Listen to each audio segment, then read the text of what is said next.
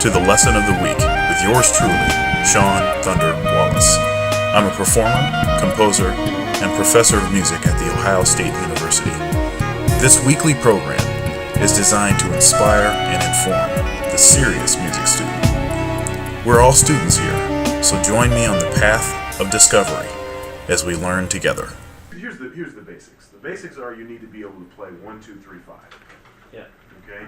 You need to be able to play 1, 2, 3, 5 on any particular chord. It doesn't matter what it is.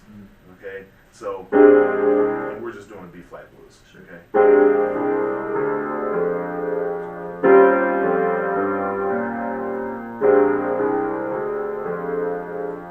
And then when you get to a 2-5, a short 2-5, or a turnaround, a short 3-6-2-5-1 or 1-6-2-5-1, wherever you want, on a turnaround, then you need to be able to play the root. You need to be able to play a leading tone into the next root. Okay, and you can do that either above the note, you can do below the note, or you can mix it up. So you need to be, this is just, I mean, if you can't do this, then you can't, then you can't walk at all, so.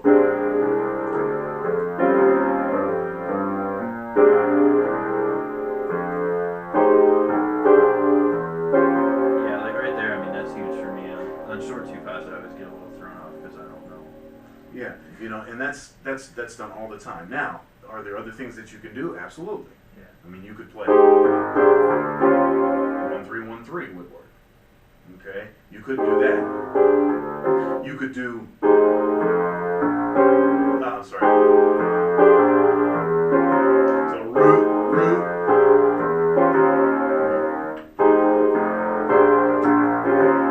Okay, you can do that also. But if I do that all the time, then they just know I don't know what to play. Yeah. On the 2-5. If I do it every once in a while, then it's throwing some variety in. And that's good. I can do this. But if I do that every single time again, it's going to get boring. So I try to change that up. Yeah. Most of the time I'm playing.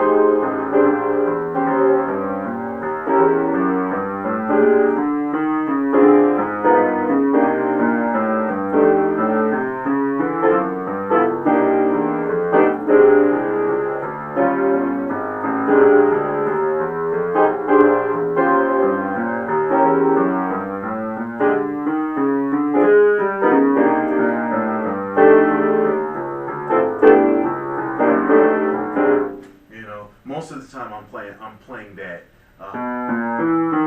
Most of the time I'm doing that. Okay. But if I throw some other stuff in, it's cool. Yeah. Another thing that you need to be able to do, like I'll play enclosure and I'll play chromaticism in line. I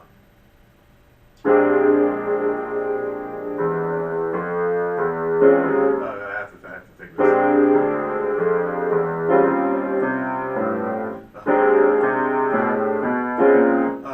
Sorry, I messed it up there.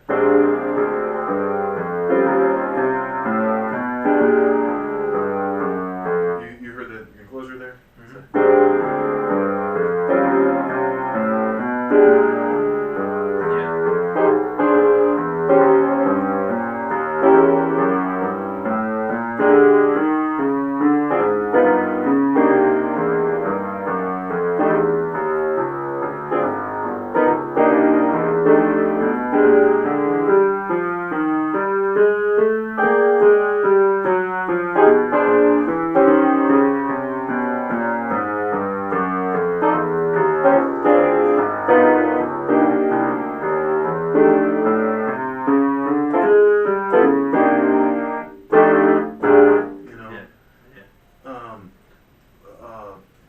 One thing that I talk to cats about all the time, this is like the second thing I talk about after I get them to be able to play 1, 2, 3, 5 throughout the whole blues.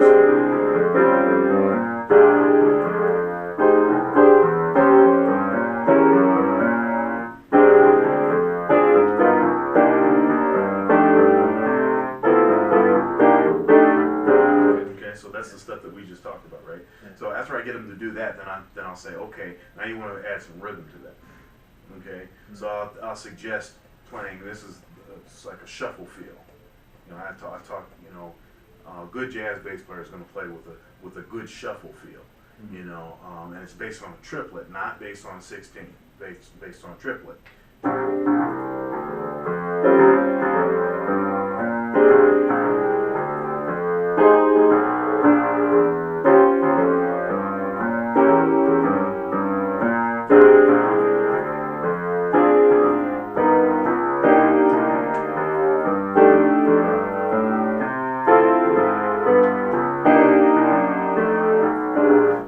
That's just an easy exercise. We put it on on beat one every measure.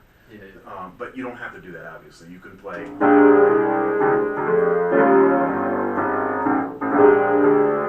just anywhere. You just put it in different places. Don't do it all the time. Do it every once in a while. That adds another dimension to what you're playing, and it's good to hear that every once in a while because it's reinforcing that triplet thing that's supposed to be happening. And the rhythms that's supposed to be happening. Right. Obviously, 98% of the time, bass player is going to start on the root of the chord. Because if you don't play the root, you don't know what the chord is. Mm-hmm. Okay, and it's the bass player's job to tell you this is the root of the chord. This is the foundation.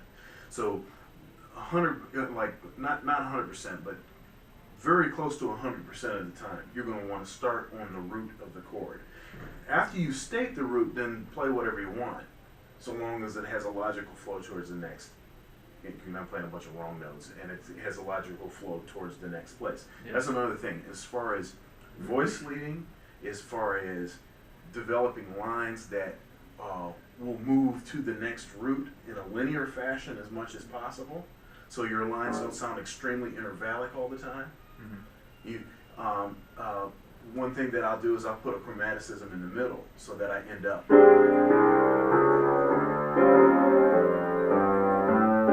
See, that's really linear motion that I have there, and it sounds good and it feels good when the bass player is making those kind of connections and the changes. He's making them. He's making the bass player is making the chord changes sound like they're closer together. It makes it sound like it's easier to play over. Yeah. You know, if it sounds like it's like you got to get out your, protractor and the scientific and stuff, that might not be the bass player. You probably don't want to play with that cat all the time. Yeah. But if they're shortening the distance between the changes, that's what's happening.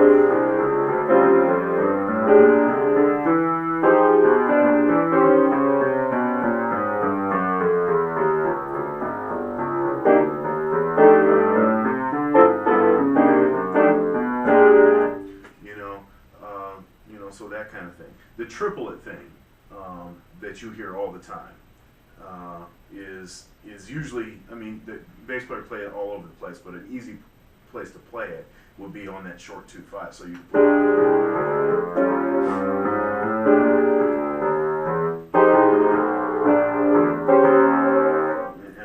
and all I did was I'm just playing root, fifth of the chord root.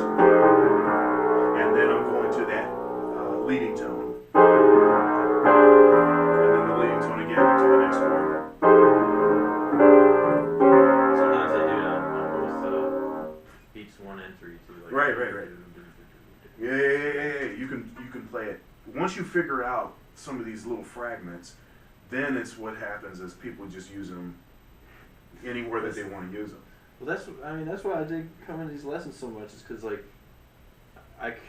this is something that I probably could have figured out, but it would have taken me about 3 or 4 years longer. But coming here, you basically just kind of spelled it out.